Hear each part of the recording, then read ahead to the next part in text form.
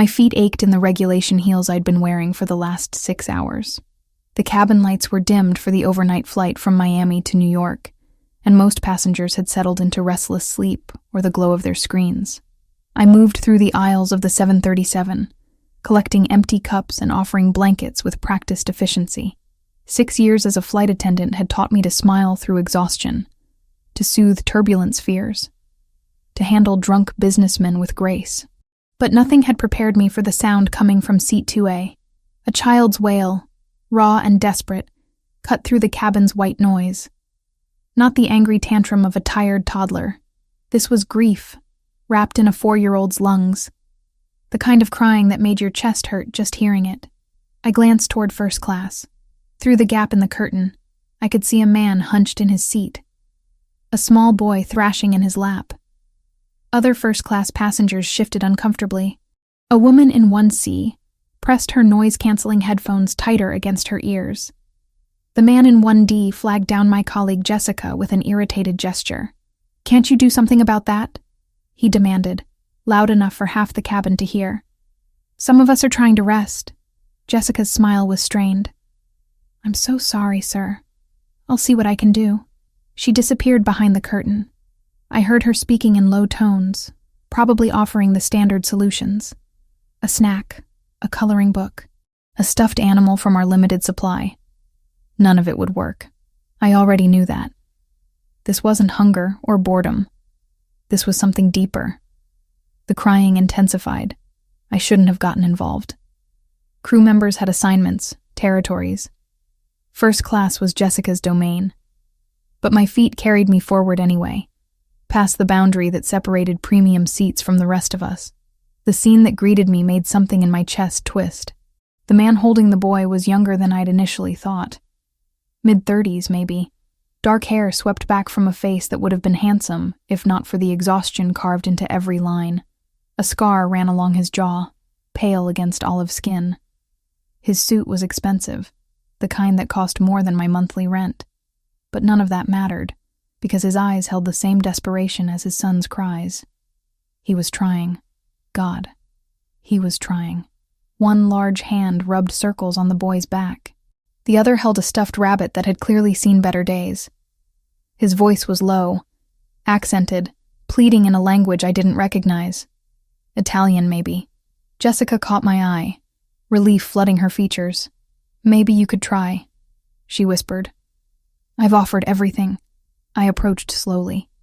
The man's head snapped up at my presence, and I nearly stepped back. His eyes were dark brown, almost black in the dim lighting, and they assessed me in a single sweep.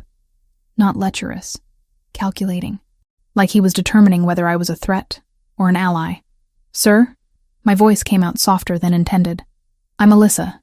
May I try something?" He studied me for a long moment. The boy continued to sob against his shoulder, small fists clutching his father's shirt. Finally, the man nodded once, a sharp, controlled gesture. "Please," he said. Just one word, but it carried the weight of months, maybe years. I crouched beside them, bringing myself to the boy's eye level. He had his father's dark hair, though his curled where his father's lay straight. His eyes were red-rimmed, tears streaming down flushed cheeks. He couldn't have been more than 4. "Hey there, sweetheart," I said gently. "My name's Alyssa. What's yours?" He buried his face deeper into his father's chest. The man's jaw tightened. "Luca," he supplied. His accent wrapped around the name, making it beautiful. "His name is Luca. That's a lovely name." I stayed crouched, making myself small and non-threatening. "Luca, I bet you're tired of this plane, huh?" "Me too. I've been walking up and down these aisles all night. No response. Just those heartbreaking sobs that showed no signs of stopping. An idea sparked. Dangerous, probably. But conventional methods had failed. "You know what my mama used to do when I couldn't sleep?" I asked, not expecting an answer. "She'd sing to me. Would you like me to sing for you?" Luca's crying hitched. Not quite stopping, but shifting. The man's dark eyes locked onto mine, and something passed between us. Permission. Desperation. Hope.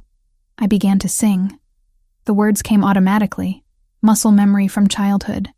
a soft melody my mother had sung to me every night before bed, even during those final months when cancer had stolen her voice's strength. I'd been 19 when she died, too old for lullabies but young enough to still crave them. Hush now, little one. Close your weary eyes. The moon is watching over you beneath the darkened skies. The effect was immediate. Luca's sobs cut off mid-breath. His small body went rigid in his father's arms, then slowly, incrementally, relaxed. Tiny fingers loosened their death grip on his father's shirt. I kept singing, my voice barely above a whisper. The cabin around us seemed to fade. It was just the three of us suspended in this moment, connected by a melody I'd almost forgotten I knew. When I reached the second verse, Luca turned his head. Those brown eyes, so like his father's, stared at me with an intensity that stole my breath. His lower lip still trembled, but the crying had stopped. Stars will guide you through the night, keep you safe till morning light. Dream of meadows, dream of streams. Let your heart be filled with dreams. By the time I finished, Luca had shifted completely. He leaned away from his father's chest, reaching for me with both small hands, the universal gesture of a child wanting to be held. I glanced at the man. His expression had transformed. The exhaustion remained, but beneath it burned something fierce. Recognition. Shock. And unless I was imagining it, the shimmer of unshed tears. "May I?" I asked. He nodded, seeming incapable of speech. Luca came into my arms easily, as if we'd known each other forever. He was warm and solid, his curls tickling my chin as he nestled against my shoulder. His breathing evened out almost immediately. Within minutes he was asleep, one small hand fisted in my burgundy uniform jacket. The man's voice was rough. He cleared his throat, tried again. "How did you know that song?" "My mother," I said simply. "She sang it to me every night. My wife sang it to him." His words were careful, measured.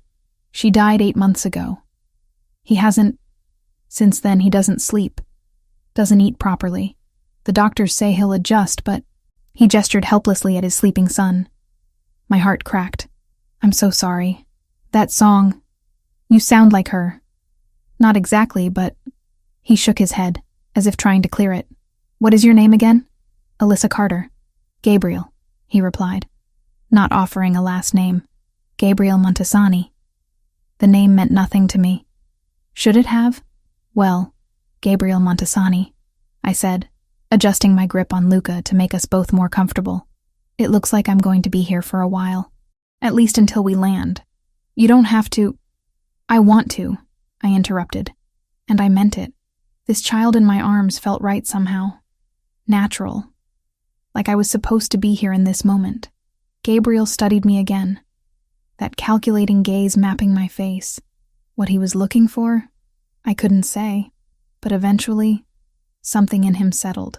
"Thank you, Alyssa Carter." The rest of the flight passed in strange intimacy. I stayed in first class, seated in the empty seat beside Gabriel with Luca sleeping peacefully in my arms. Jessica brought me water and covered for my absence without question. The other passengers stopped complaining, grateful for the silence. Gabriel and I spoke in whispers. Small things at first. Where I was from, how long I'd been flying. Careful questions that felt like tests I didn't know I was taking. He asked about my mother. I found myself telling him about her battle with cancer, her love of music, the way she'd made our tiny apartment feel like home even as medical bills buried us. Things I rarely shared with anyone. In return, he offered fragments. A boy who once laughed easily, a wife taken too soon. The impossible task of single parenthood while running businesses that demanded constant travel. His hand rested on the armrest between us, and I noticed details I'd missed before. A heavy gold ring on his right hand. A watch that probably cost more than my car. Calluses that seemed at odds with his obvious wealth. "Where are you staying in New York?" he asked as the captain announced our descent. "Brooklyn. I have a small apartment in Sunset Park." "That's not close to the airport." "No, but the rent is manageable." Something flickered across his face. "Let me drive you home." "It's the least I can do." I should have said no. He was a passenger, a stranger. But Luca chose that moment to stir, his small hand tightening on my jacket, as if afraid I'd disappear. Gabriel saw it too. "Please," he said again, that word carrying the same weight as before. "All right," I heard myself say. "Thank you."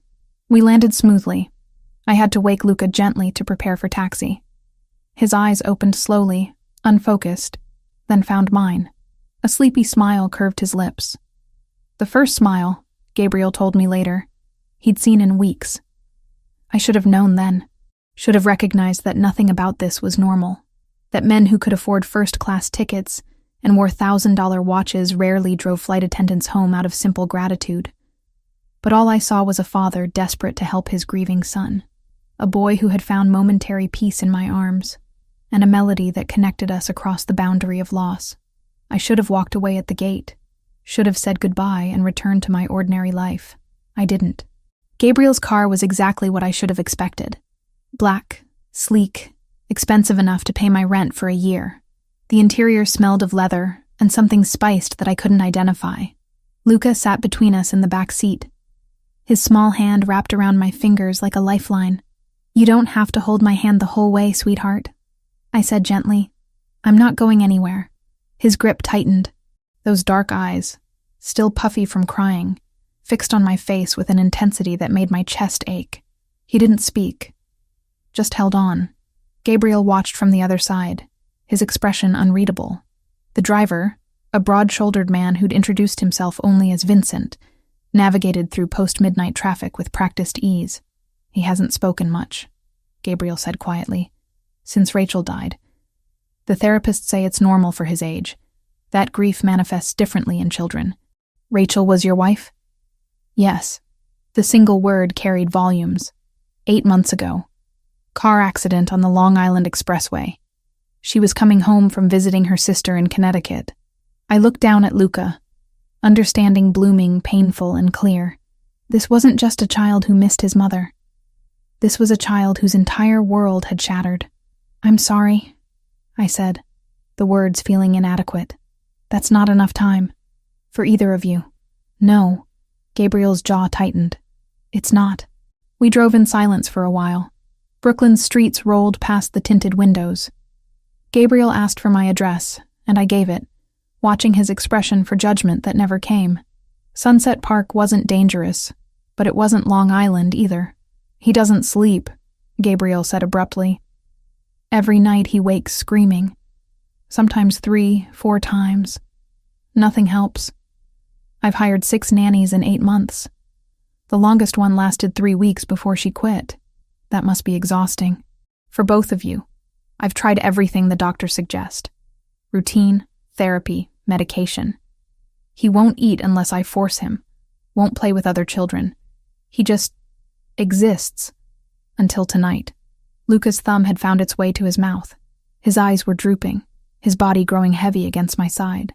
The transformation from the screaming child on the plane to this peaceful boy seemed impossible. "That song," Gabriel continued. "How did you know it?" "I didn't know it would work. My mother sang it to me when I was little. Through everything. Even when she was sick at the end, she'd hum it because her voice was too weak for words. Rachel sang it every night. His voice was rough. Her grandmother taught it to her. I don't even know if it has a name. Neither do I." The car pulled up outside my building. The contrast between Gabriel's world and mine had never been more obvious. Cracked sidewalks, graffiti on the corner bodega, a broken streetlight that had been out for months. Gabriel looked at the building, then at me. Something shifted in his expression. A decision being made. "Miss Carter," he said. And the formality felt strange after the intimacy of the past hours. "I know this is unusual, inappropriate even, but I need to ask you something." I waited. "Would you consider working for me?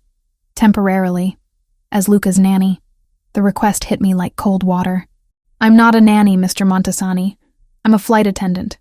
"I know. But he responds to you. In 8 months, you're the first person who's gotten through to him. It was one song. One night. It was more than that." He gestured to Luca, now fully asleep, still clutching my hand. "Look at him. He won't let you go." And he stopped, seemed to gather himself. I'm desperate. Name your price. I can't just quit my job. I have bills, responsibilities. I'll pay whatever you're making now, plus 50%. You'd live at the house in Long Island, full room and board, health insurance, whatever you need. My mind reeled. The offer was insane. Generous to the point of suspicious. But when I looked at Luca's peaceful face, I felt something tug in my chest. I need time to think about this. Of course. Gabriel reached into his suit jacket, produced a business card. Heavy cardstock, embossed letters. Just a name and phone number. Call me when you decide. Or if you have questions. I took the card, careful not to wake Luca as I shifted. I should go. Let me help you. Gabriel moved slowly, lifting his son with practiced ease. Luca stirred, whimpered, reached for me even in sleep. Shh, little one, I whispered, smoothing his hair. Sweet dreams. He settled. Gabriel's eyes met mine over his son's head, and something passed between us. Gratitude, yes, but also something deeper, more complicated. Thank you, Alyssa, he said. For tonight. For him. You don't have to thank me. Yes, he said softly. I do. I climbed out of the car, watched them drive away. The taillights disappeared around the corner, and suddenly I was alone on my empty street at 2 a.m, holding a stranger's business card. Sleep didn't come easy that night. I lay in my tiny bedroom, staring at the water stain on the ceiling, turning Gabriel's offer over in my mind. It was crazy. I didn't know him. Didn't know anything about his life beyond the grief written in his son's eyes. But I couldn't stop thinking about Luca, about the way he'd melted into my arms, the peace that had transformed his small face. The next morning, I called in sick to work. I needed time to think without the pressure of a 10-hour shift. I researched Gabriele Montesani on my laptop, coffee growing cold beside me. The search results showed a legitimate businessman. Import company, several properties in New York and New Jersey, charitable donations to children's hospitals, photos from galas and business conferences, always in immaculate suits, always with that same controlled expression. A few older photos showed him with a beautiful woman. Dark hair, warm smile. Rachel, I assumed. Nothing suspicious. Nothing that explained the weight in his eyes or the desperation in his voice. The flowers arrived on the 3rd day. Not roses. Purple irises in a crystal vase with a note in elegant handwriting. No pressure, just hope. GM. They sat on my kitchen counter, absurdly beautiful in my cramped apartment. Every time I looked at them, I thought of Luca's hand in mine. On the 5th day, I made my decision. I called the airline's HR department first. 6 years of service, gone in a 15-minute conversation. They were understanding, offered to hold my position for 60 days if I changed my mind. I thanked them and hung up, my hands shaking. Then I dialed the number on Gabriel's card. He answered on the 2nd ring. Alyssa, I'll do it, I said before I could reconsider. I'll try. For a few weeks at least. The exhale on the other end sounded like relief. Thank you. When can you start? I need 3 days to pack and handle things here. I'll send a car on Sunday, 10 a.m. All right. Alyssa? His voice softened. You won't regret this. I hoped he was right. Sunday morning arrived too quickly. I stood in my apartment, 2 suitcases packed, wondering what I'd just agreed to. The black car pulled up precisely at 10. Vincent emerged, offered a professional smile, and loaded my bags. The drive to Long Island felt eternal. We left Brooklyn behind, crossed into Queens, then Nassau County. The neighborhoods changed gradually, houses growing larger, lawns more manicured. Gates appeared. Security cameras, the visible markers of serious wealth. Finally, we turned onto a private drive. A gate swung open automatically, revealing a property that made my breath catch. The mansion was modern, all clean lines and large windows, set back on grounds that seemed to stretch forever. Gardens, a fountain, what looked like a tennis court in the distance. Jesus, I whispered. Vincent's smile widened slightly. Mr. Montesani values his privacy. That was an understatement. As we approached the main house, I noticed cameras mounted discreetly. Men in dark suits walking the perimeter. Their posture was too rigid, too alert. Security, clearly. But for what? The car stopped at the entrance. Vincent opened my door, and I stepped out onto pristine stone pavers. The front door opened before we reached it. A woman stood framed in the doorway. Tall, elegant, probably in her 50s, with silver-streaked dark hair pulled into a sleek bun. Her eyes were sharp, assessing, missing nothing. "Miss Carter," she said, her accent similar to Gabriel's. "I am Sophia. I manage the household staff. Mr. Montesani is in a meeting, but asked me to show you to your quarters." "Thank you." She turned without waiting for me to follow. I hurried after her into a foyer that could have fit my entire apartment. Marble floors, a curved staircase, artwork that looked expensive even to my untrained eye. "The house has 3 floors," Sophia explained as we climbed. "The main living areas are on the 1st floor. Family bedrooms on the 2nd. Staff quarters and storage on the 3rd. You'll be staying in the east wing, 2nd floor, near Luca's room." We reached a hallway lined with closed doors. Sophia stopped at one, pushed it open. "This will be yours." The room was larger than my bedroom and living room combined. A queen bed with a dove-gray duvet, a sitting area with comfortable chairs, windows overlooking the gardens, an attached bathroom visible through another door. "It's beautiful," I managed. "Dinner is at 7. Breakfast is available from 6 to 9 in the morning. If you need anything, there's an intercom system." She pointed to a panel near the door. "Press 1 for the kitchen, 2 for housekeeping, 3 for security." Security. The word hung in the air. "Luca's room is 2 doors down. Mr. Montesani's is across the hall. Please don't disturb him unless it's urgent." Her tone made it clear what she thought of my presence here. Suspicion radiated from every precise word. "I'm just here to help Luca," I said quietly. "We'll see." She turned to leave, then paused. "He's been through 6 nannies in 8 months, Miss Carter. Whatever you think you can offer. Others have tried and failed." The door closed behind her, leaving me alone in my new room, surrounded by luxury I'd never imagined, working for a man I barely knew, to help a child who'd crawled into my heart in a single night. I walked to the window, looked out at the perfectly maintained grounds, and wondered what I'd gotten myself into. 2 weeks. That's how long it took for Luca to smile at me without prompting. 14 days of patient routine, gentle coaxing, and that same lullaby sung every night until my voice grew hoarse. The first morning, he'd refused breakfast, sat at the massive kitchen table, small and lost, pushing scrambled eggs around his plate with a fork he barely knew how to hold. I didn't force him, just sat beside him, ate my own meal, and hummed softly. By lunch, he'd eaten 3 bites of a sandwich. By dinner, half a bowl of pasta. Progress measured in mouthfuls. The house was a maze, I learned slowly. 30 rooms, maybe more. I stopped counting after the 3rd library. Yes, 3 separate libraries. Each morning, I'd wake to sunlight streaming through windows that overlooked gardens so perfect they looked painted. My old apartment in Brooklyn felt like a fever dream, something that had happened to someone else. Luca's room was down the hall from mine, walls painted soft blue, toys organized with military precision, a bed shaped like a race car that he never slept in. Every night, he'd end up in Gabriel's room or mine, seeking comfort from nightmares I couldn't see but felt in every trembling breath. I found photos of Rachel in unexpected places.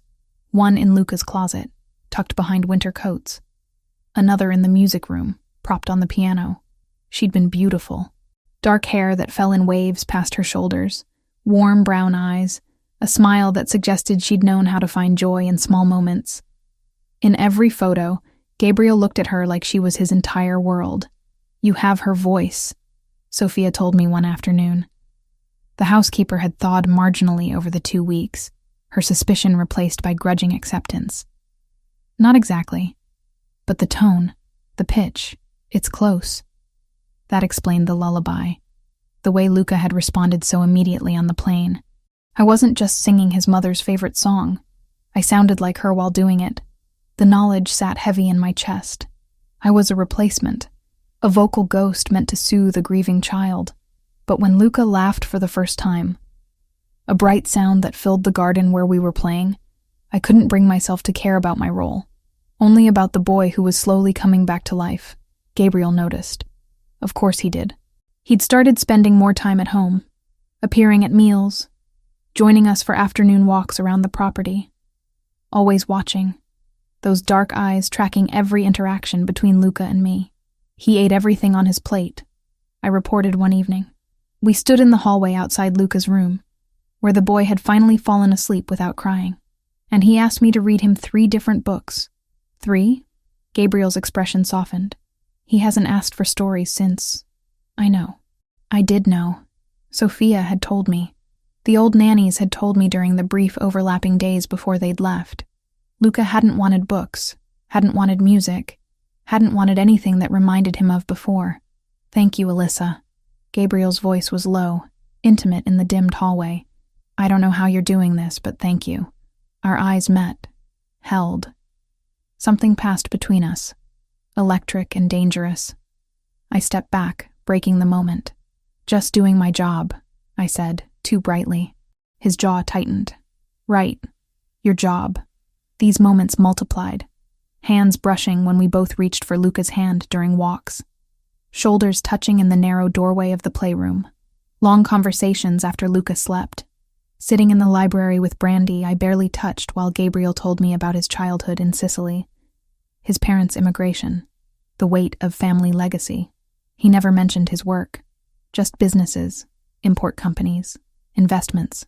Nothing that explained the armed men I'd seen on the grounds. Nothing that justified the security cameras hidden in every corner. I noticed things. Small details that accumulated like stones in my pocket. Conversations that switched from English to rapid Italian when I entered a room.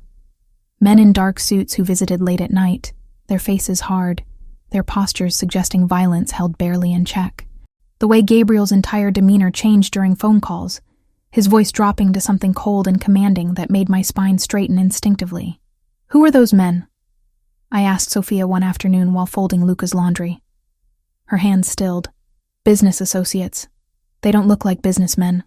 Mr. Montesani's affairs are not your concern, Miss Carter. You're here for Luca. Nothing more. The warning was clear. But warnings had never stopped my curiosity. It happened on the 14th night. Luca had a rough evening. Nightmares that woke him screaming twice before midnight. I'd finally gotten him settled, singing until he slept. His small hand wrapped around my fingers.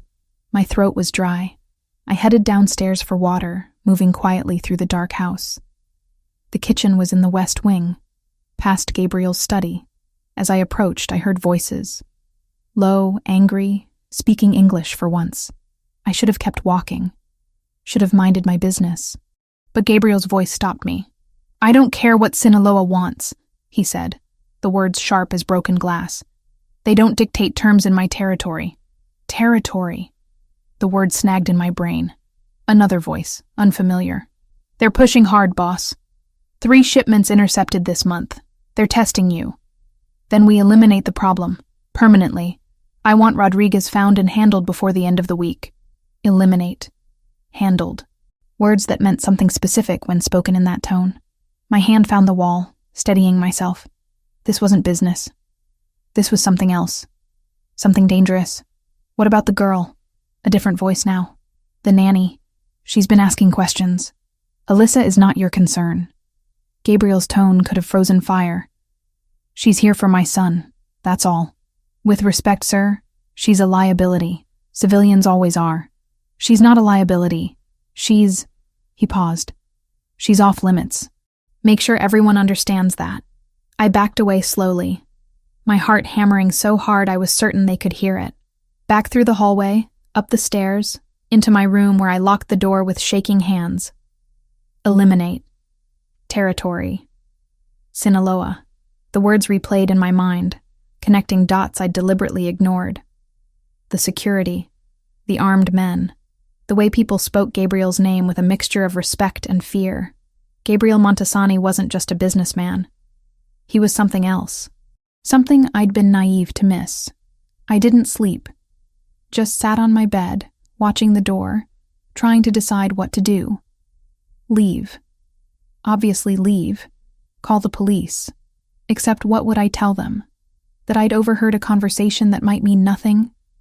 That I suspected my employer was involved in illegal activities based on vague words and armed guards?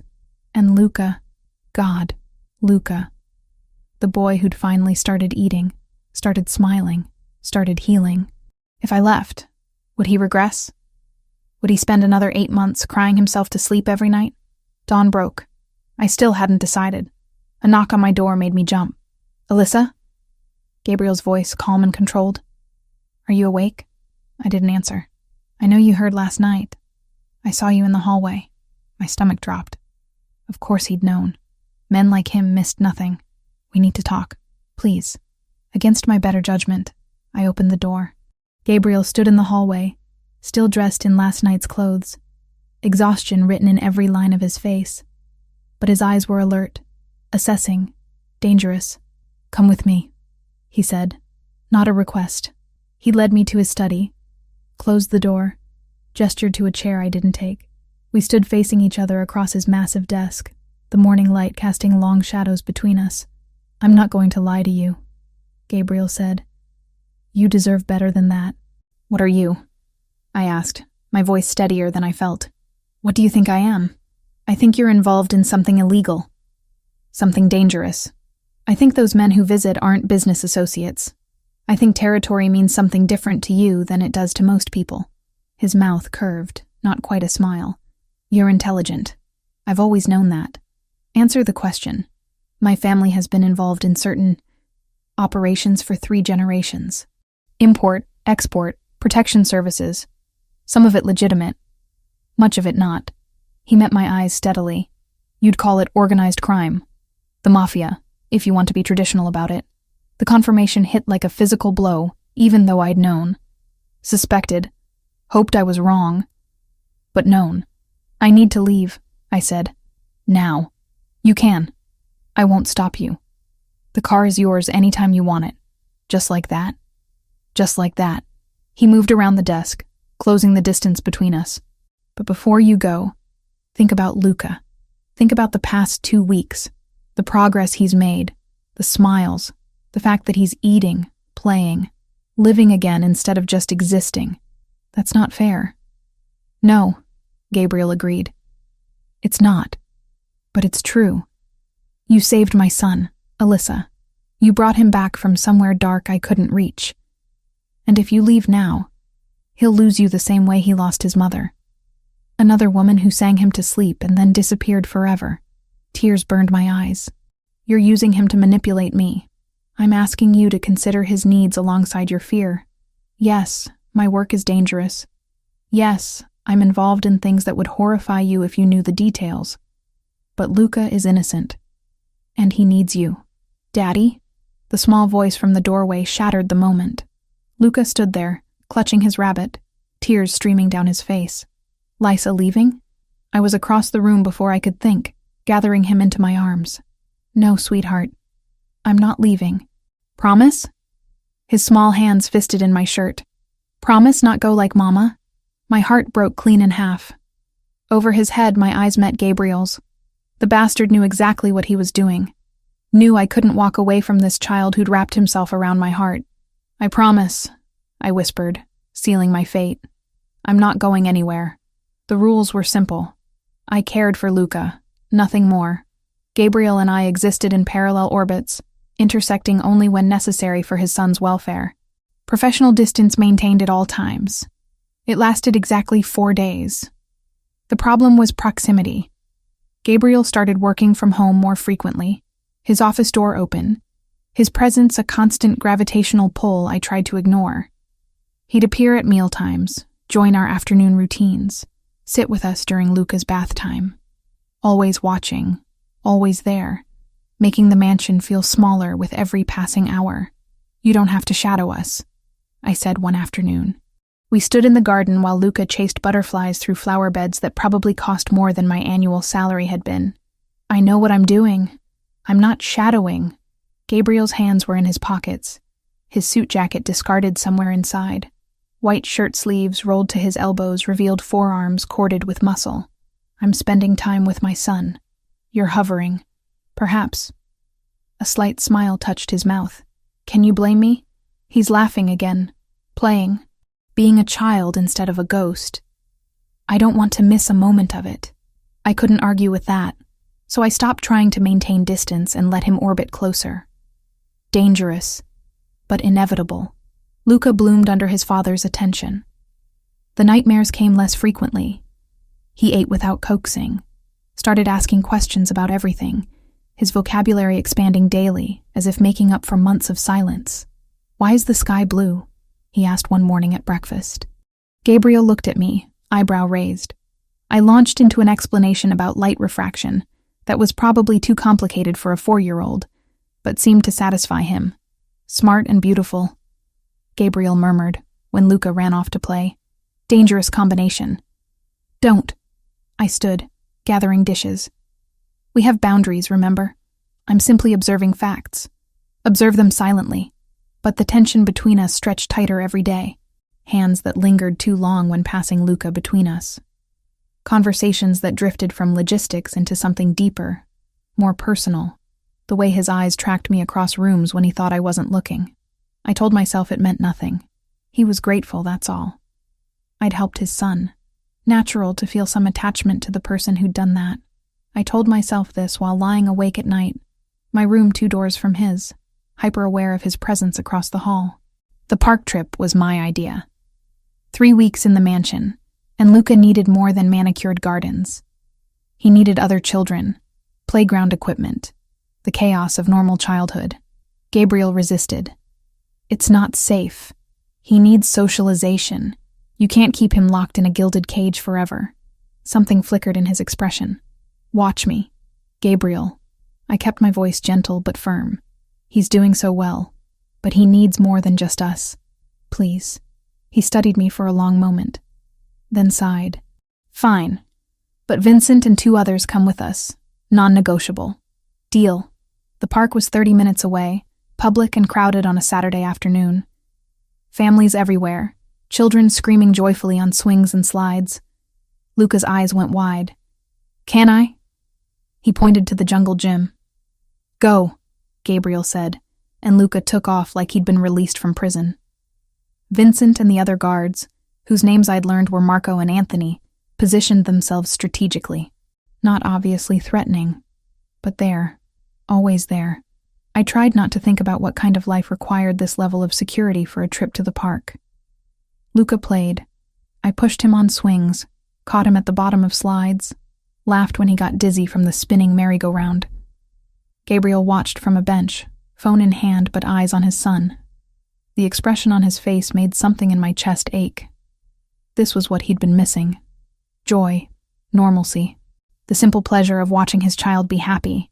I was helping Luca across monkey bars when I noticed the man, 30s maybe. Leather jacket despite the warm weather, standing too still among the moving crowd, his attention fixed on our group. Not casual observation, focused surveillance. My stomach clenched. I glanced at Vincent, saw his posture had changed. Rigid, alert. He'd noticed too. Time to go, Vincent said, appearing at my elbow. His voice was calm but brooked no argument. Now, Miss Carter. What's wrong? But I was already lifting Luca off the bars. Daddy? Luca's face crumpled. Not done playing. Gabriel materialized beside us, taking Luca from my arms. We'll come back another day, Piccolo. Promise. We moved quickly but not frantically toward the parking area. The guards formed a triangle around us. Vincent in front, Marco and Anthony flanking. I looked back once, saw the man in the leather jacket speaking into a phone. The drive back was silent except for Luca's confused questions. Gabriel's jaw was clenched so tight I worried he'd crack teeth. His hand gripped his phone hard enough to turn knuckles white. Inside the mansion, Gabriel handed Luca to me. Take him upstairs. Stay in your rooms until I come get you. Gabriel? Please, Alyssa. His eyes were harder than I'd ever seen them. Don't argue. Not about this. I took Luca upstairs, my heart pounding. Through my window, I watched black SUVs arriving, men in dark suits emerging. Gabriel meeting them in the driveway, his gestures sharp and angry. This was his world. Violence barely contained, danger lurking in public parks. Enemies I couldn't see but could feel pressing in from all sides. Luca and I played board games, read books. I sang him to sleep for an afternoon nap, then sat by the window, watching the increased security patrol the grounds. Gabriel came for us as dinner time approached. His tie was gone, shirt partially unbuttoned, exhaustion carved into every line of his face. "Is it safe?" I asked. "Safe enough. Come, we need to talk." Luca stayed with Sophia while Gabriel led me to his study. He poured himself whiskey, drank it in one swallow, poured another. "The man at the park," he began without preamble, "works for the Sinaloa cartel. They're trying to map out my vulnerabilities. Figure out leverage points." "Leverage points," I repeated. "You mean Luca." "I mean anyone I care about." His eyes met mine, heavy with meaning. "Including you now. I'm just the nanny. You're more than that, and we both know it." He set down his glass. "They'll use whatever they can to get to me. My son, my home, people who work for me. And yes, the woman who's brought my son back to life." The weight of it settled on my shoulders. I'd known his life was dangerous, but knowing and feeling the threat were different things. What happens now? Increased security. You and Luca don't leave the property without my explicit permission and a full security team. No more spontaneous outings. So we're prisoners. You're protected. He moved closer, stopping just outside my personal space. "I need you to understand something. These people don't negotiate, they don't show mercy. If they decide Luca is useful leverage, they'll take him, and they won't be gentle about it." Fear spiked through me. Then maybe I should leave. If I'm making things more dangerous, you're not making anything worse. They've been circling for months. Since before you arrived. He ran a hand through his hair, destroying its usual perfect order. "This is my life, Alyssa. The life I inherited when my father was killed. I was 25. My brother was supposed to take over, but he'd been murdered 3 months earlier, so it fell to me. The businesses, the territory, the endless cycle of threats and retaliation." I'd never heard him talk about his family before. "I'm sorry. Don't be. I've made my choices, built my empire. I'm not asking for sympathy." He paused, something vulnerable flickering across his face. "Rachel died in that car accident, but I've never been sure it was truly an accident. The brake lines showed unusual wear. The investigation was inconclusive, but my instincts, you think someone killed her. I think she became a target because she was mine, because loving me made her vulnerable." His voice dropped. "That's why this can't happen. Whatever this is between us. I see the way you look at me, feel the pull same as you do, but I won't make you a target." My breath caught. He'd said it out loud. Acknowledged the tension that had been building since that first night on the plane. "Maybe that's not your decision to make. It has to be. Because you don't understand what you'd be signing up for. The constant danger. The knowledge that people want to hurt you to get to me. The blood on my hands from protecting what's mine. I know you're not a good man, Gabriel. Do you?" He stepped closer, close enough that I could smell his cologne, see the flecks of gold in his dark eyes. "Do you know how many people I've killed? How many lives I've destroyed? The evil I've done in the name of family honor and territorial control? No, and maybe I don't want to know the details, but I see who you are with Luca. The father who'd do anything to protect his son. That's the man I stopped, caught myself before saying too much. The man you what?" His voice was rough, dangerous. We were too close. His hand came up, fingers brushing my cheek with devastating gentleness. Every nerve in my body lit up at the contact. "Alyssa." My name was a warning and a plea. I should go check on Luca, but I didn't move. Neither did he. His thumb traced my jaw, tilted my chin up. Our faces were inches apart. I could see his pulse hammering in his throat, feel the heat radiating off him. "This is a mistake," he whispered. "Probably." He leaned in. I stopped breathing. His lips were almost touching mine when he suddenly stepped back. The separation physical pain. "No," the word was harsh. "You deserve someone whole. Someone clean. Not a man whose world is built on violence and blood money. You deserve better than what I can offer." Before I could respond, he turned and walked out, leaving me alone in his study, my heart racing and my lips aching for a kiss that would never come. 3 days of self-imposed isolation felt like 3 years. The mansion's walls closed in despite their grandeur. Luca sensed the tension, growing clingy and restless. His nightmares returned, though less severe than before. He'd wake reaching for me, whimpering words I couldn't quite catch. Gabriel was a shadow, present but distant, locked in his office for hours, with men whose faces held no mercy. I'd catch glimpses of him through doorways, phone pressed to his ear, speaking that rapid Italian that meant violence was being discussed. The scar on his jaw seemed more pronounced when he was angry, a white slash against skin gone pale with stress. I told myself I was here for Luca. Only Luca. The almost kiss in the study meant nothing.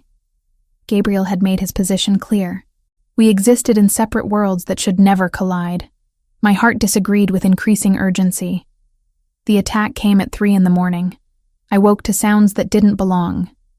Not quite explosions, but something sharp and percussive that rattled my windows. My brain, fogged with sleep, took precious seconds to understand. Gunfire. That was gunfire. Alarms shrieked through the house. I was out of bed, racing for Luca's room when Gabriel's door burst open. He wore only sleep pants, his chest bare, and in his right hand was a gun that looked obscenely large and real. "Stay there," he commanded, but I was already at Luca's door. The boy sat up in bed, eyes wide with terror, frozen in that awful moment between sleep and waking nightmare. I grabbed him, blankets and all, just as Gabriel reached us. The safe room. Now. He didn't wait for response, his free hand gripping my arm and pulling us toward the hallway. More gunfire. Closer now. Breaking glass somewhere below. Shouting in languages I couldn't identify. We ran. Gabriel led us to a section of wall that looked like every other section, until he pressed his palm against a hidden panel. The wall shifted, revealing a narrow doorway and stairs leading down. "Go." He practically shoved us through. "You're coming too, right?" My voice shook. Luca was sobbing against my shoulder, his small body trembling so hard I thought he'd shake apart. "Right behind you." The stairs were steep, dimly lit by emergency lighting. At the bottom was a door made of steel, serious and final. Gabriel entered a code on a keypad. The door opened with a mechanical hiss. Inside was a room maybe 15 feet square. Gray walls, no windows, a single vent in the ceiling. Basic furniture. Supplies stacked against one wall. A bank of monitors showing various angles of the property. On the screens, I could see figures moving through the darkness. Flashes of muzzle fire. Bodies falling. My stomach lurched. "Daddy?" Luca's voice was tiny, broken. "Bad men?" "Very bad men, Piccolo." Gabriel locked the door behind us, engaged what looked like additional bolts. "But they can't reach us here. Vincent and the others will handle it." He moved to a radio system, barked orders in Italian. His tone was ice and steel, nothing of the vulnerable man who'd almost kissed me 3 days ago. This was the other Gabriel, the one who'd inherited an empire at 25 and built it larger through blood and strategy. Luca wouldn't let me go. His arms circled my neck in a stranglehold, his face buried against my shoulder. I sank onto one of the chairs, rocking him, murmuring nonsense words because actual comfort seemed impossible. Gabriel knelt beside us. "Luca, look at me." The boy turned his head slightly. "I will always protect you. Always. Do you understand? No one will hurt you while I'm alive." Luca nodded, then reached for his father. Gabriel gathered him close, and suddenly I was part of an embrace I hadn't planned. Gabriel's arm around Luca. Luca between us, my hand on Gabriel's shoulder without conscious decision. Above us, the battle raged. We could hear it even through the reinforced walls. Explosions, shouting, the stuttering percussion of automatic weapons. Each sound made me flinch, made Luca cry harder. Then I noticed the blood. "Gabriel." My voice came out strangled. "Your arm." He glanced down as if just remembering. A gash ran along his left bicep, deep and angry, blood seeping steadily. Not a direct hit. A graze, but serious. It's nothing. It's not nothing. I looked around frantically, spotted a first aid kit on the supply shelf. Sit down. Alyssa, sit down. Something in my tone made him obey. I settled Luca on the couch with his rabbit, promised I'd be right there, and brought the kit to Gabriel. My hand shook as I opened it, found gauze and antiseptic. This will hurt, I warned. I've had worse. I believed him. The scar on his jaw probably had stories I didn't want to hear. I cleaned the wound as gently as possible, felt him tense but make no sound. The intimacy of it overwhelmed me. My fingers on his skin, his blood on my hands, the sound of his breathing in the confined space. You should have worn a shirt when you rescued us, I said, trying for lightness and failing. Then you wouldn't be bleeding all over my efforts here. I'll remember that next time armed men invade my home. I wrapped the wound, secured the bandage, my fingers lingering longer than necessary. When I looked up, his face was inches from mine. Those dark eyes held something fierce and desperate. Alyssa. Just my name. A warning, a prayer. Don't tell me this is a mistake, I whispered. Don't tell me I should leave, because I've made my choice. You don't understand what you're choosing.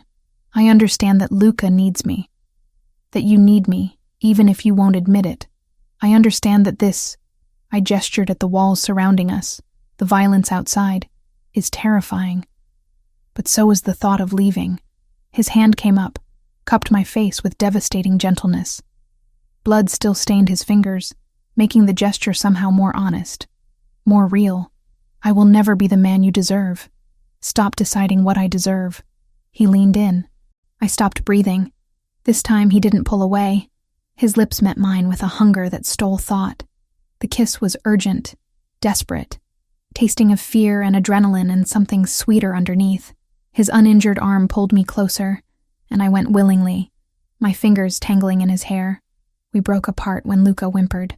Reality crashed back. We were in a panic room. People were dying above us. This was madness. Gabriel rested his forehead against mine.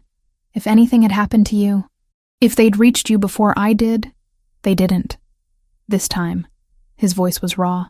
What about next time? The time after that? This is my life, Alyssa. Permanent threat. Constant danger. People who want to hurt anyone I care about. Then we deal with it. Together. He pulled back, searched my face. You're certain? Yes. Whatever he saw in my expression made something shift in his. A decision made. He kissed me again, softer this time.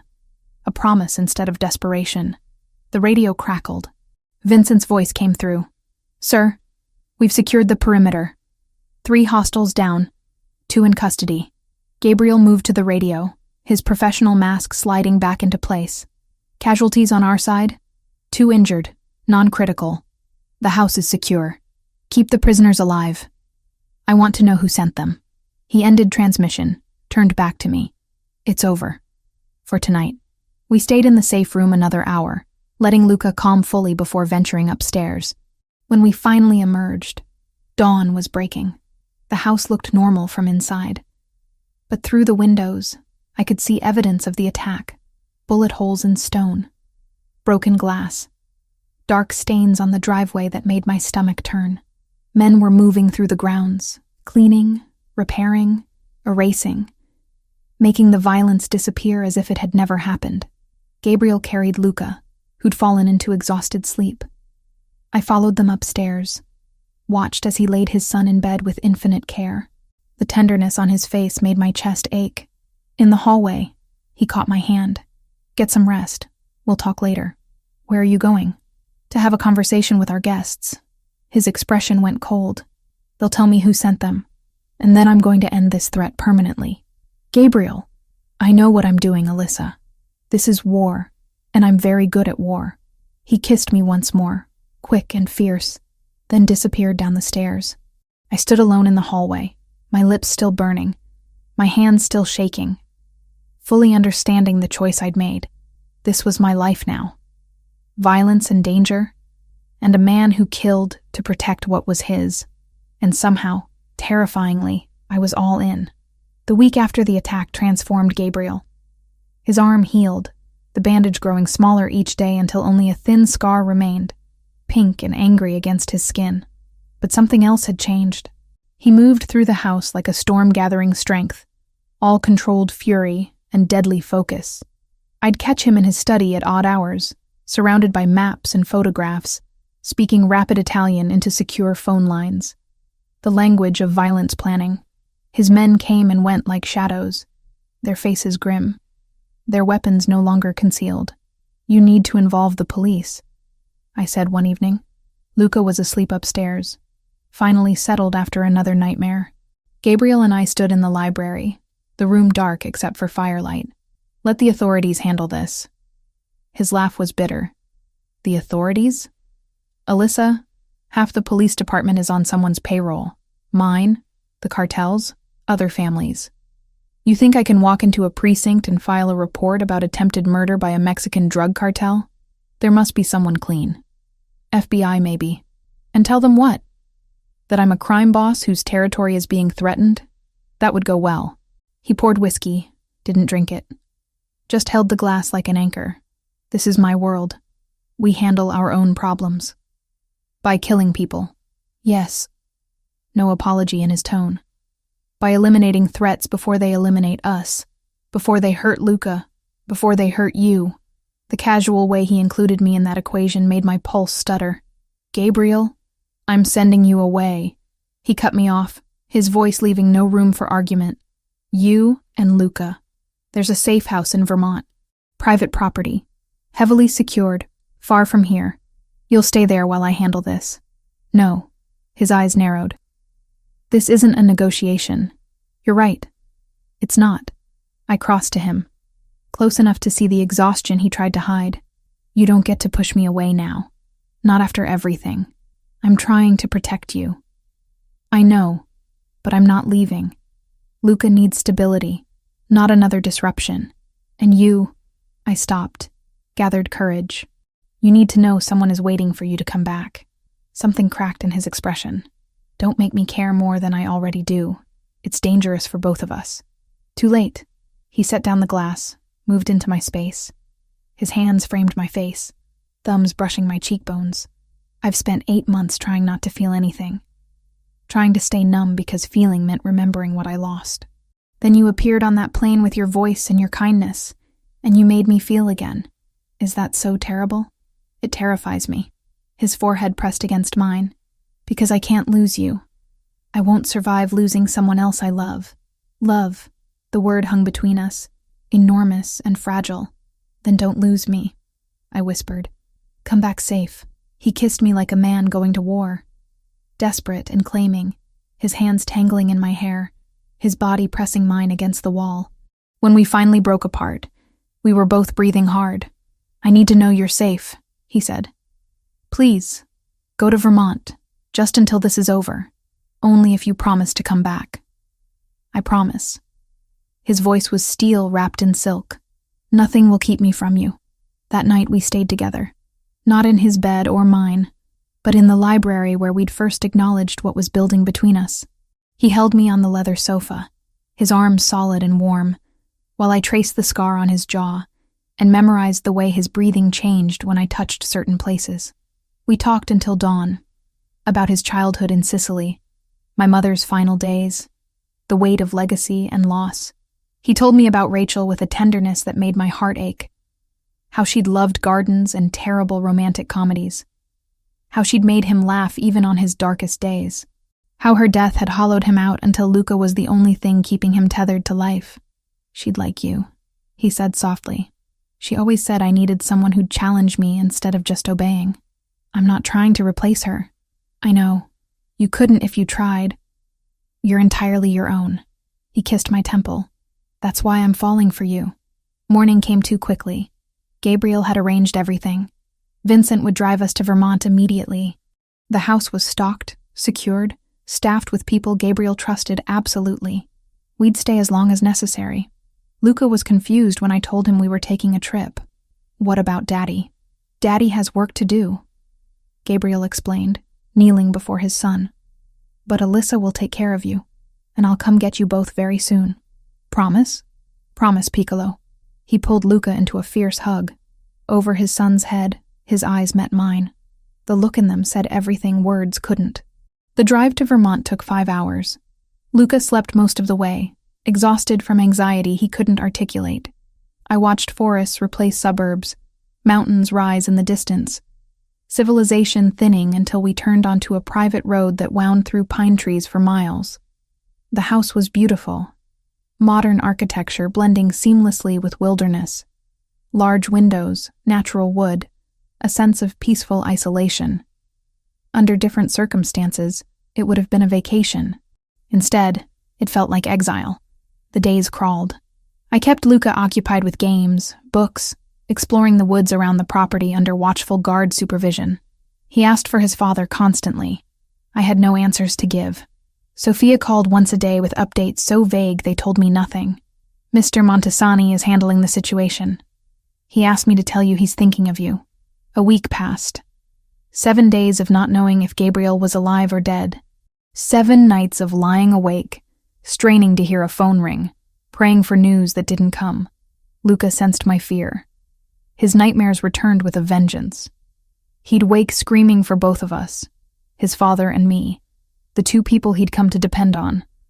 I'd hold him and sing until he slept, my voice breaking on lyrics that once brought comfort. On the 8th day, Sophia's call came at dawn. It's over. You can come home. Is he? He's alive. Vincent will bring you back this afternoon. She hung up before I could ask more, but alive was all that mattered. The drive back felt longer than the drive away. Luca bounced with excitement, asking questions I couldn't answer. Would Daddy be there? When could we have dinner together? Could we go to the park again? Soon, sweetheart, I promised, hoping it was true. The mansion looked unchanged from outside, but inside, the atmosphere had shifted. Men I didn't recognize stood guard. The staff moved with quiet efficiency tinged with grief. Something had happened here. Something final. Gabriel was in his study. The door was open, but everything about his posture screamed, "Keep out." He stood at the window, shoulders rigid, one hand pressed against the glass. I left Luca with Sophia and approached slowly. Gabriel? He turned. The man who looked back was familiar but different. Older somehow, despite only a week's passage. His eyes held shadows that hadn't been there before. Blood, metaphorical or real, I couldn't tell, stained him in ways I felt rather than saw. "It's done," he said flatly. "The cartel leadership is eliminated. The threat is neutralized. At what cost? 3 men dead, 2 more critically injured. All people who trusted me to protect them while they protected what's mine." His voice was hollow. "Their families will be compensated, cared for. But money doesn't bring fathers and sons back." I closed the distance between us, wrapped my arms around him from behind. He stiffened, then slowly relaxed into the embrace. "I'm glad you're alive," I whispered against his back. "I'm not sure I should be. Don't say that." He turned in my arms, but didn't return the embrace. "You should reconsider this, Alyssa. Me. This life. I just orchestrated the deaths of 11 people. Stood in rooms where men begged for mercy I didn't give. This is who I am. This is what I do. I know. Do you? Really?" He pulled away, putting space between us. I'm not conflicted about it. I'm not tortured by moral ambiguity. They threatened my son. They threatened you. So I ended them. And I'd do it again without hesitation. I believe you. Then why are you still here? Because Luca needs me. Because you need me. Even if you're trying to push me away. Because I made a choice to stay. And I'm not backing out because things got difficult. I moved closer again. You want me to be horrified? Scared? I am. But I'm more scared of leaving you alone in this darkness than I am of staying. He stared at me for a long moment. Then finally something broke. He pulled me against him, his grip almost painful in its intensity. I don't deserve you. Probably not. But you have me anyway. We stood like that until Luca's voice echoed through the house, calling for both of us. Gabriel's hand found mine, our fingers lacing together. "Ready to pretend everything's normal?" he asked quietly. "I'm getting good at it." Together we went to find his son. Our son, I was starting to think. The family we were building from broken pieces and desperate hope. Gabriel stopped touching me. Not physically distant, but emotionally gone. He'd sit across from me at dinner, smile at Luca's stories, answer my questions with perfect courtesy, but the man who'd kissed me like I was oxygen had disappeared behind walls I couldn't scale. 2 weeks after we returned from Vermont, I found him in Rachel's garden. She'd designed it herself, according to Sophia. Roses and lavender, winding stone paths, a bench positioned to catch the morning sun. Gabriel sat there now, staring at nothing, his hands loose between his knees. "Luca's asking for you," I said quietly. "Wants you to read him the dinosaur book. Tell him I'll be there in a minute." "Gabriel." I said I'll be there. His tone was flat, empty, not angry. Worse. Absent. I left him there and went to read the dinosaur book myself for the 3rd time that week. Luca listened with half his attention, his eyes drifting to the doorway where his father didn't appear. "Is Daddy mad at me?" he asked when I closed the book. "No, sweetheart. Never. He's just dealing with grown-up things." "Sad things?" "Yes, sad things." Luca curled against my side. "I don't want him to be sad. I don't want you to be sad either." My heart cracked. This child had already lost his mother. Now his father was disappearing into grief and guilt, while Luca watched, helpless and confused. That night, after Luca finally slept, I went to Gabriel's room. Knocked once, didn't wait for permission. He sat at his desk, paperwork spread before him, a glass of whiskey within reach. "We need to talk." "Not tonight, Alyssa." "Yes, tonight." I closed the door behind me, leaned against it. "You're shutting me out. You're shutting Luca out. And I'm done pretending it's fine." His jaw tightened. "I'm doing what I need to do. What you need to do is face what you're feeling instead of running from it. You don't understand. Then explain it to me." I moved closer, refused to let him hide behind that desk.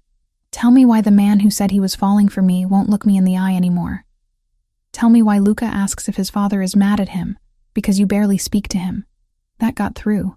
His eyes finally met mine, and the pain in them stole my breath. "I killed 11 people, Alyssa. 11. I planned it, executed it, and walked away without losing a single night of sleep. 3 of my own men died following my orders. Their children will grow up without fathers, because I commanded them into a war zone." His voice was raw. "How am I supposed to come home and pretend to be a good man? How am I supposed to touch you with hands that have that much blood on them? I'm not asking you to pretend to be someone you're not. You should be." He stood abruptly, paced to the window. "You deserve better than this, than me. A normal man with a normal job who can give you a safe, clean life. Not someone who'll always have enemies, who'll always be one threat away from violence. Stop deciding what I deserve. I'm trying to protect you." "From what? From you?" I moved to stand beside him, close enough to feel the tension radiating off him. "Gabriel, I knew what you were before I made my choice. I saw the violence. I lived through the attack. I spent a week in Vermont not knowing if you'd come back alive. And I chose to stay anyway. You shouldn't have." Too late. I touched his arm. Felt him flinch. "You're doing what Rachel did. She died and left you and Luca alone. Now you're trying to leave us while still being physically present. And it's destroying him." His breath caught. "That's not fair." "No, it's not. But it's true. Luca's nightmares are back. He's withdrawn again. Not as bad as before, but he's slipping. He needs his father. The real one, not this ghost." Gabriel's hands clenched into fists. "What if I can't be what he needs? What if I'm too broken, too tainted by what I've done? Then we work on it. Together. You get therapy. You process what you've been through instead of burying it. You let me in instead of pushing me away because you've decided you're not worthy." I stepped in front of him, forced him to look at me. "I don't need you to be perfect, Gabriel. I need you to be present. To fight for us, the way you fight for your territory." Something cracked in his expression. "I'm afraid," he admitted, the words barely audible. "I'm afraid of losing you the way I lost her. I'm afraid of corrupting you, of dragging you so deep into my world that you can't get out. I'm afraid I'll fail Luca again, that I'll be too damaged to be the father he deserves. Those are all valid fears, but running from them won't make them go away. It just means you'll lose us anyway, and you'll have chosen it yourself." He closed his eyes, and when he opened them again, they were wet. "I don't know how to do this. How to be with someone when I'm like this. You start by letting me in, by accepting that family isn't about being perfect. It's about staying even when things are hard, even when you're broken, even when you've done terrible things." I took his hands, blood-stained or not. "I'm choosing to stay, Gabriel. Stop trying to make me leave." He pulled me against him suddenly, his arms wrapping around me with desperate strength. "I've been so lost," he whispered against my hair. "Since she died, I've just been going through motions. Luca was the only thing keeping me tethered. Then you appeared and gave me something else to hold on to. But I don't know how to let myself have it without destroying it. We'll figure it out." I held him tighter. "But you can't do it alone. Promise me you'll get help. Real help. Therapy, processing, whatever it takes. I promise." His voice was steady now, gaining strength. "I'll call someone tomorrow. And I'll talk to Luca. Explain things in a way he can understand." We stood like that for a long time, holding each other in the darkness of his room. When we finally pulled apart, something had shifted. Not fixed, not healed, but open. The walls had cracks now. Light could get through. Over the following weeks, Gabriel kept his promise. He found a therapist who specialized in trauma and grief, someone who understood the complexities of his world without judgment. He started spending real time with Luca again, not just present, but engaged, reading, playing, listening to his son's endless questions with patience and attention. He started opening up to me too, late-night conversations where he talked about Rachel with love instead of just pain, about his father's death, his brother's murder, the weight of legacy he'd never wanted but couldn't refuse, about the nightmares that still came sometimes, where he watched everyone he loved die while he stood frozen. I shared my own fears, about never being enough to replace what Luca had lost, about whether love could survive in a world built on violence, about the constant low-level terror that one day men would come again, and this time they wouldn't fail. We built something real from those conversations, not a fairy tale romance where danger was exciting and love conquered all. Something harder, more honest. A partnership between two people who'd both been broken and were choosing to build something new from the pieces. Gabriel also started making changes to his businesses. Not overnight transformations, but gradual shifts, delegating the more criminal operations to trusted commanders while he focused on the legitimate holdings. Hotels, restaurants, import companies that actually imported legal goods. Planning an exit strategy that would take years, but was finally possible. "I can't undo what I've done," he told me one evening. We sat in the library where so much had happened between us. "But I can choose differently going forward. For Luca. For us." One night, 3 months after I'd confronted him in his room, Gabriel asked me to walk with him. We left Luca with Sophia and headed into Rachel's garden. The autumn air was crisp, carrying the scent of dying roses and rich earth. "I used to come here after she died," Gabriel said, trying to feel close to her, trying to understand why she was taken. "I'd sit on that bench and rage at God, at fate, at whoever was responsible." "Do you still?" "Sometimes. But less now. Because I'm starting to understand something." He stopped walking, turned to face me. "Rachel's death broke me. But you didn't fix me. You showed me I could be broken and still be loved, that I could carry this weight and still build something good." "Gabriel, let me finish." He reached into his pocket, pulled out a small box. Not jewelry store fancy. Simple, worn leather. This was my grandmother's. She gave it to my mother, who gave it to me before she died. I gave it to Rachel when I proposed. She wore it every day until the accident. He opened the box. Inside was a ring. Gold, delicate, with a single sapphire surrounded by tiny diamonds. Beautiful in its simplicity. "I'm not going to promise you a safe life. I can't. There will always be danger. always be threats. I'm not going to promise I'll never make mistakes or that I won't have dark days. He looked at me steadily. But I can promise I'll love you, that I'll be honest with you, even when the truth is ugly, that I'll fight for you and Luca with everything I have, and that I'll never stop choosing you, choosing us, no matter how hard it gets. Tears blurred my vision. Is that a proposal? Yes. A small smile touched his lips. Alyssa Carter, will you marry me? Will you take on my broken, dangerous life and help me build something better? I didn't hesitate. Yes. He slid the ring onto my finger. It fit perfectly, as if Rachel herself had blessed this moment. Gabriel pulled me close, kissed me with a tenderness that held everything we'd survived and everything we'd built. When we finally pulled apart, he rested his forehead against mine. Thank you, he whispered, for not giving up on me. Never, I promised. We're in this together now. 6 months felt like a lifetime and a heartbeat all at once. The sapphire on my finger had become so familiar, I forgot it was there until light caught it and reminded me this was real. Gabriel and I were building something neither of us had expected. Not perfect, never that, but honest and solid and ours. The wedding happened on a Saturday in April.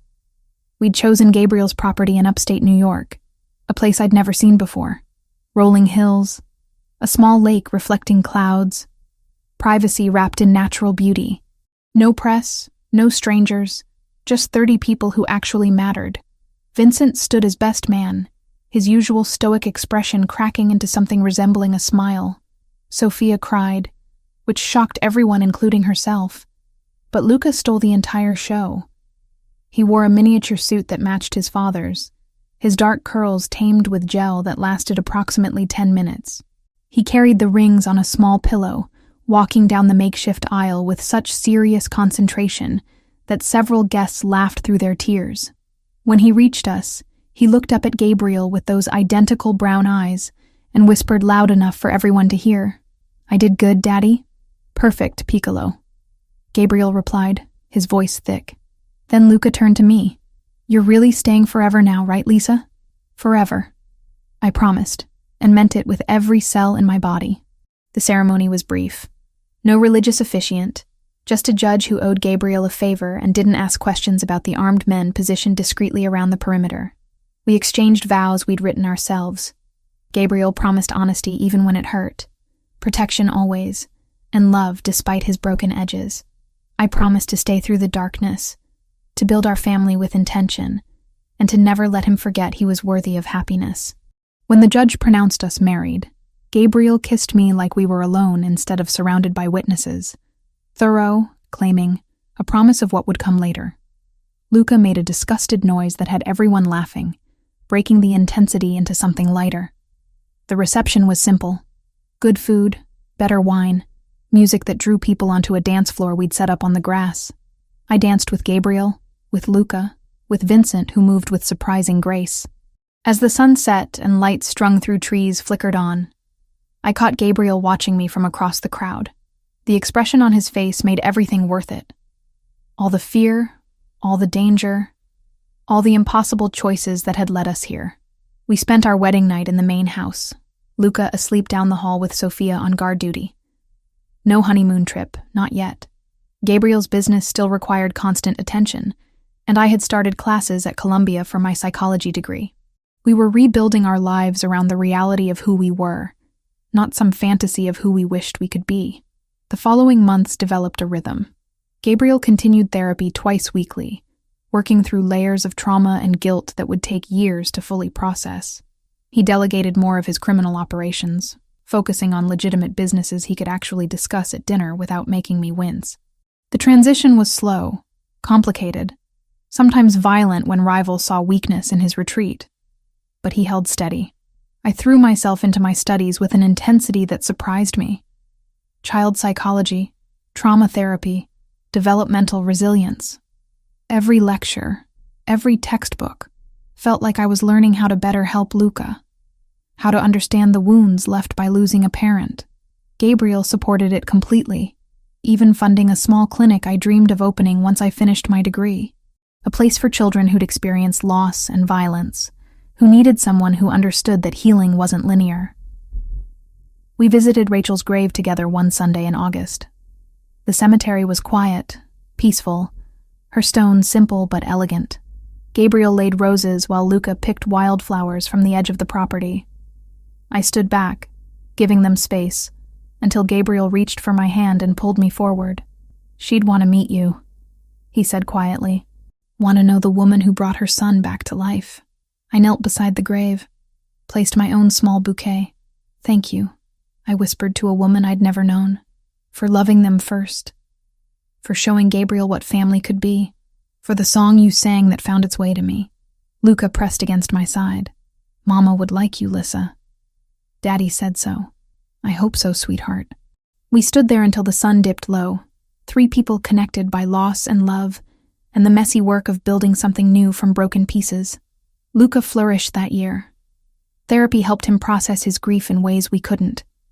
School gave him friends, structure, a world beyond the mansion. He still had hard days, still woke crying sometimes, still asked questions about death that broke my heart, but they were becoming less frequent. He was laughing more, playing harder, being the child he deserved to be. The threat came on a Tuesday. Unremarkable, ordinary, until it wasn't. I was making lunch when the security system activated, alarms screaming through the house. My training kicked in before conscious thought. I grabbed Luca from the living room, hit the panic button on my phone, and ran for the safe room Gabriel had insisted I memorize the path to. "Game time, buddy," I said, keeping my voice steady even as my heart tried to break through my ribs. "Remember the drills?" He nodded, scared but trusting. We made it to the safe room in 90 seconds. I locked us in, checked the monitors. 3 vehicles approaching, armed men emerging. Remnants of the cartel, according to the brief Vincent barked through the radio. A revenge attempt, poorly planned, but dangerous nonetheless. Gabriel was 20 minutes away. Vincent's team engaged immediately. On the screens, I watched a battle unfold with clinical detachment, protecting Luca's eyes while monitoring the feeds. The attack was repelled within 10 minutes.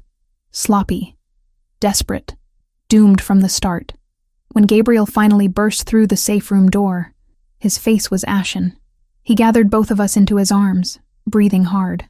"You did exactly right," he said into my hair. "Exactly right. I know," I replied, and realized I meant it. This was my life now. Not constant terror, but occasional danger met with preparation and calm. I wasn't the frightened woman from the plane anymore. I'd become someone else. Someone stronger. That night, after Luca finally slept and security was tripled, Gabriel and I sat in our bedroom. He was distant again, that familiar guilt creeping back. "Don't," I said before he could start. "Don't spiral. We handled it. We're fine. This is the life we chose together. You shouldn't have to, but I do. And I will. Stop trying to protect me from reality. I'm in this, Gabriel. All the way in." He looked at me for a long moment, then nodded. We didn't make love that night, just held each other, breathing in sync, grateful to be alive, and together, and whole. A year after I'd stepped onto that plane and sung a lullaby to a crying child, I stood in our garden watching Luca play with a soccer ball. Gabriel joined me, sliding an arm around my waist. The sunset painted everything gold, making ordinary moments feel sacred. "What are you thinking?" he asked. That I never imagined this, any of this, that a single song could change everything. It wasn't just the song, it was you. Your courage, your heart, your stubborn refusal to give up on us. On him, I corrected. I stayed for Luca. And now? Now I stay for all of us. I turned in his arms, looked up at the man who'd become my entire world. This isn't the life I planned. It's dangerous and complicated and sometimes terrifying. But it's ours, and I wouldn't trade it for anything. He kissed me softly. A promise of tomorrow and all the days after. Luca called for us to watch him kick a goal. We walked toward him together, hand in hand. A family forged from grief and violence and love that refused to be defeated. The future stretched before us, uncertain but full of possibility. There would be more threats, more darkness, more nights where fear tried to win. But there would also be mornings filled with laughter, Luca's homework spread across the kitchen table, Gabriel's rare smiles that made everything worthwhile. We were not a fairy tale. We were something better. Real, flawed, fighting for each other every single day. And that I'd learned was more than good enough, was